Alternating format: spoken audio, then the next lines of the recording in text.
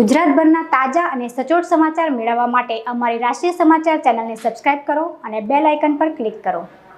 મળતી માહિતી પ્રમાણે સુરતના સરથાણા પોલીસ સ્ટેશનની પાછળની સાઈડ 500 મીટરના અંતરે વ્રજરાજ રેસિડેન્સી આવેલી છે। ગત રોજ રાત્રે 9:30ના આસપાસ એક કાર ચાલક સોસાયટીમાં ઘૂસી આવ્યો હતો। સોસાયટીની અંદર પસાર થયા બાદ A4 બિલ્ડિંગની બહાર બેસેલા બાળકો અને લોકો પાસે રિવર્સમાં કાર લાવ્યો હતો।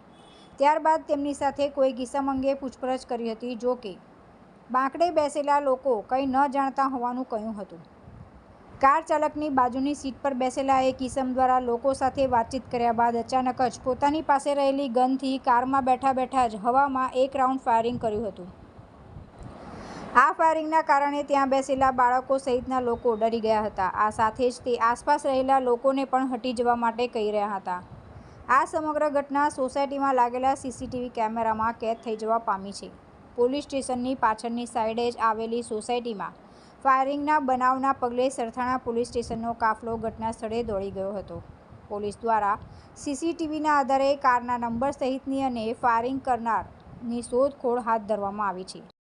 સરથાણા પોલીસ સ્ટેશનમાં વ્રજરાજ રેસિડેન્સી છે, ત્યાં આગળ ગઈકાલે એક ફાયરિંગનો બનાવ, હવામાં ફાયરિંગનો એક બનાવ બનેલ છે।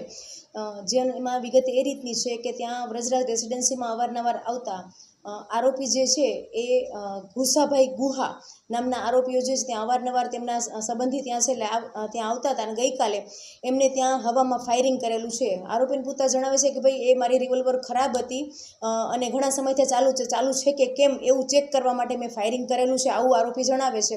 હાલ આરોપીની ધરપકડ કરી છે, વેપન પણ કબજે કરેલું છે અને એની ગાડી પણ કબજે કરેલ છે। એની પાસે લાયસન્સ ધરાવતું વેપન છે અને એ અનુસંધાને આગળ આપણે કાર્યવાહી કરીશું। તપાસ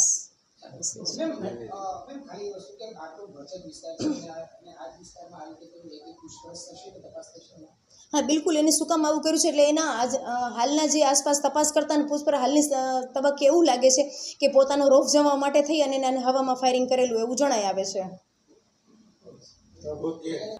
જો કે ગણતરીના કલાકોમાં જ પોલીસે ફાયરિંગ કરનાર બિલ્ડર ગુસાભાઈ બોહાની ધરપકડ કરી છે, તેમજ ફોર્ચ્યુનર કાર પણ કબજે કરી લીધી છે। તુલસી શર્મા સાથે રાષ્ટ્રીય સમાચાર, સુરત।